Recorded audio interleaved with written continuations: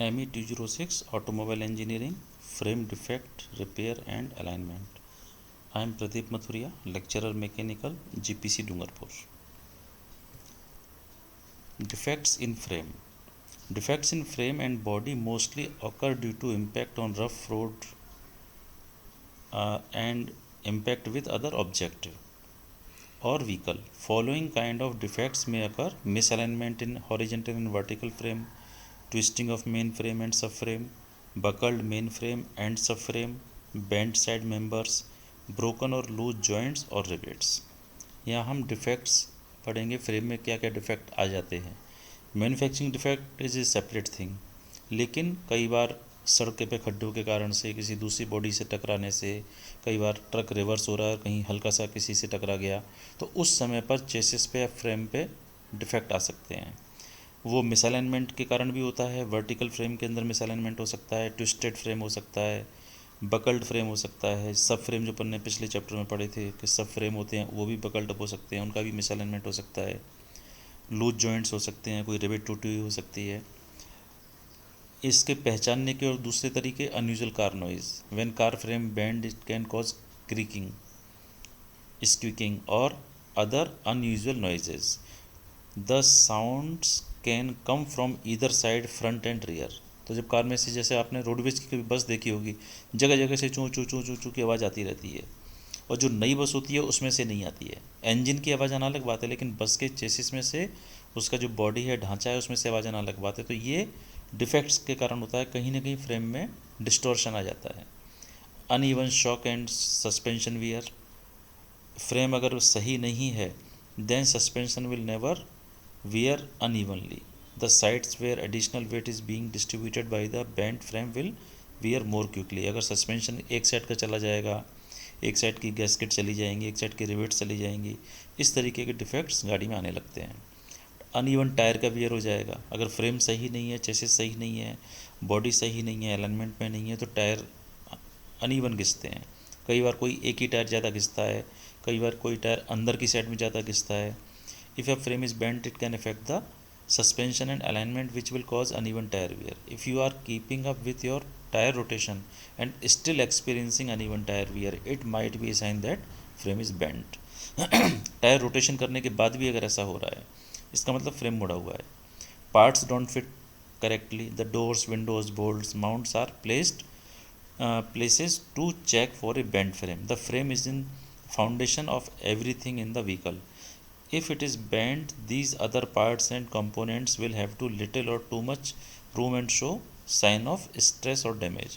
जैसे आपने कभी, मान लीजिए इलेक्ट्रिक स्विच है, बोर्ड होता है, अपन बोर्ड खोलते हैं, स्क्रू हटाते हैं, जब स्क्रू दोबारा लगाते हैं, उस समय पे आपने देखा होगा कई बार कुछ स्क्रू बहुत टाइट जा रहे हैं, कारण होल से होल नहीं मिल रहा है. तो इसका मतलब क्या हुआ? मिसअलाइनमेंट हो गया.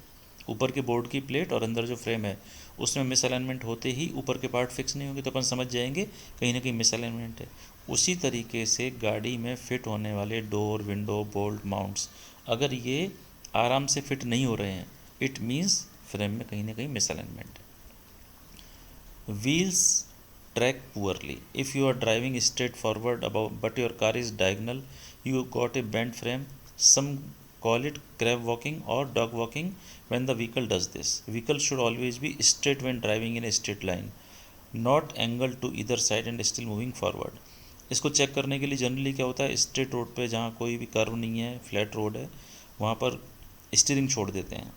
तो it should be straight without holding it. Left या राइट को गाड़ी नहीं भागनी चाहिए.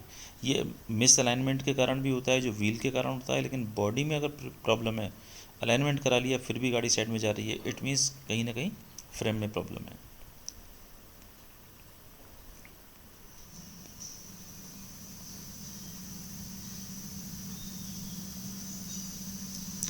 यहाँ आप देख रहे हैं, आपको ये पता होना चाहिए कि there are 5 different types of frame damage.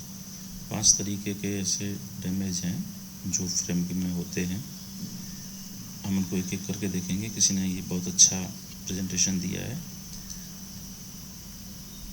The 5 different types of frame damages are twist, sag, mash, sway, diamond. What is twist? A twisted frame is when one side of the vehicle sits higher than the other. This occurs when a spring or shock absorber spring जो cannot hold the same weight as the others.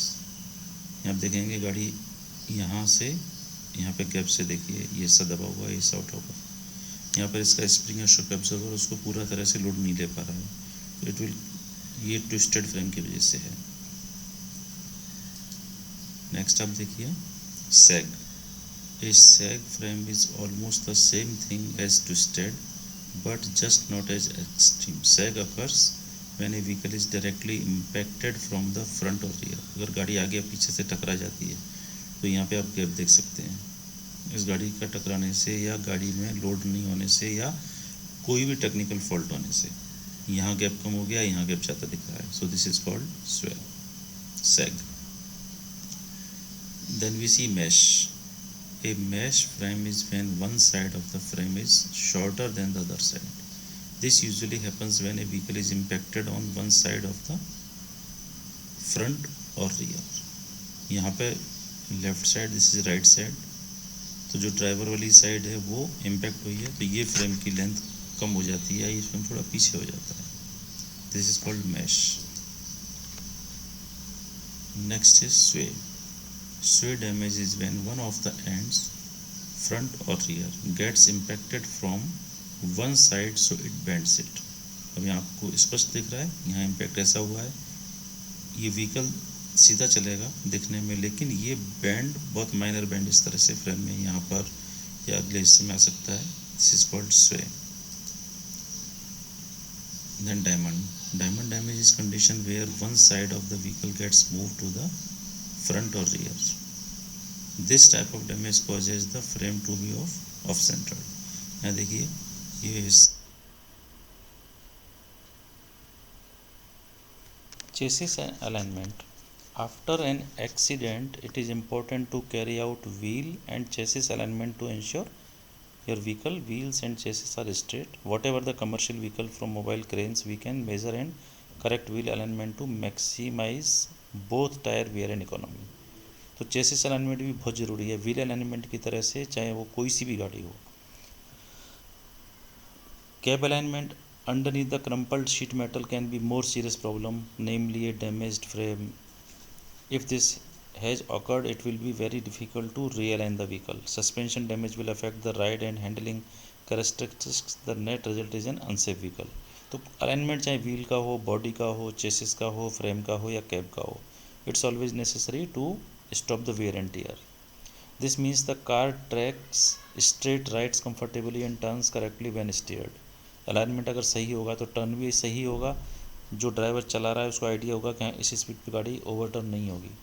Surfaces are damage, it will be impossible to correctly align the vehicle and achieve maximum vehicle performance. जिस surface पे किया जाएगा that should be completely in plane.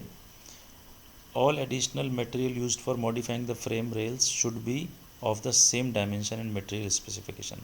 Fabricated section of the chassis, frame rail and components must have suitable radius, bends and to be free from cracks, notches and imperfections.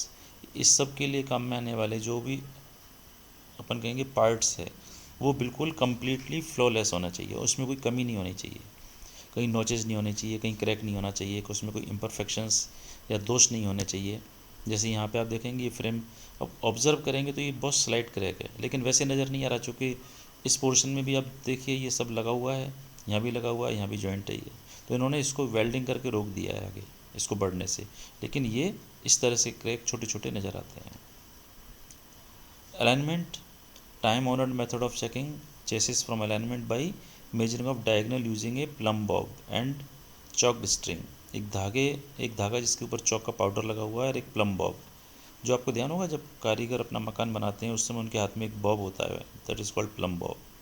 To carry out this check the vehicle should be placed on the level ground and a clear surface and hand brake applied. Hand brake लगा के plane ground पर vehicle को खड़ा कर देते हैं. Initially the positions of the forward attachment points of the front spring and rearward attachment points of the rear spring should be transfer to the ground. ये जो भी अटैचमेंट है उनको पहले हटा के रख देते हैं this is done by choking an area beneath each position of the plum Bob. उसके बाद प्लम बॉब को जब ऊपर से लटकाते हैं तो नीचे चौक से निशान लगाते जाते हैं। And the drawing of a cross with pencil और scribe such that centre of the cross represents the plumb line. The four crosses on the ground should now accurately represents the extreme corner of the frame. So if the vehicle is moved away, the dimensions of the diagonal and length of the side members can be determined exactly. ये हम आपको अभी एक photo दिखाएंगे आगे। इसमें क्या होता है, आपने प्लम बॉब से उस बॉब को हैंग किया, नीचे चौक से निशान लगा लिए, फिर उन सब चीज़ों सब लाइनों को मेजर करते हैं। The points in each end of the frame can next be jointly lines, and these lines bisect, and line representing the center of the frame can be marked by stretching a chalked string between them. फिर जो निशान आपने लगाए हैं plum Bob से, उनसे उन निशानों के बीच में धागा लगा के उस धागे को हिलाते हैं। जैसे नील लगाते हैं लोग, निशान लगाते हैं सड़क पे, तो चौक लगा धागा स्ट्रिंग को हिला दो तो नीचे चौक की लाइन बन जाएगी। इस तरीके से प्लम बॉब से चेसिस के चारों कॉर्नर पहले बना लिए, फिर स्ट्रिंग लगाई, फिर उस धागे को उठाया तो लंबी लंबी लाइनें बन जाएंगी। फ्रॉम दिस, इससे अपन उसकी चेसिस की सेंटर लाइन निकालेंगे। Frame is visible bent or damaged, car alignment is off, in your car is pulling one direction, your frame likely bent, if you had an alignment done and it's not running straight line, get your frame check. यानी उससे ये help मिलेंगी हमें, हमें ये पता पड़ जाएगा कि फ्रेम डैमेज तो नहीं है, उससे अलाइनमेंट ऑफ हो रहा है। ऑप्टेन डायगनल मेजरमेंट, फिर उन डायगनल जो मेजरमेंट है उसकी स्क्वायरनेस चेक करेंगे। जैसे मान लो ये भी स्क्रीन है, इसमें मैं यहाँ से यहाँ तक की मेजरमेंट लूँ और अंदर से यहाँ की मेजरमेंट लूँ तो ये अलग अलग आएंगी। अगर सेम आती हैं इट मीन्स ये कंप्लीट रेक्टेंगल है, अगर ये सेम नहीं आती हैं तो ये किसी एक साइड में ज़्यादा हो रहा है।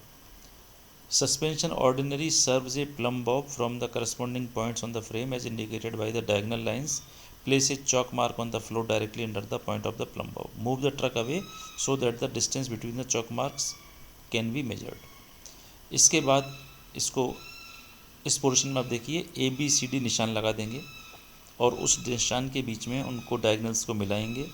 ये आपको आगे फिगर से दिखाते हैं। यहाँ आप देखिए चेकिंग द फ्रेम अलाइनमेंट, ये उन्होंने ज़मीन पर रख के किया, चेसिस को यहाँ पे पॉइंट बनाया, प्लम बॉब से यहाँ पॉइंट बनाया, यहाँ पॉइंट बनाया, यहाँ पॉइंट बनाया। प्लम बॉब के बाद में इसको चेसिस को यहाँ से हटा दिया, फिर यहाँ से यहाँ स्ट्रिंग रखी, यहाँ से यहाँ स्ट्रिंग रखी, फिर ये स्ट्रिंग रखी, ये स्ट्रिंग रखी, ये स्ट्रिंग रख के इन्होंने चौक से निशान बना लिए। अब सोच के बताइए आप, यहाँ देखिए कि अगर ई और एफ एक जैसी हैं, समान होनी चाहिए, तो ये फ्रेम बिल्कुल सही है।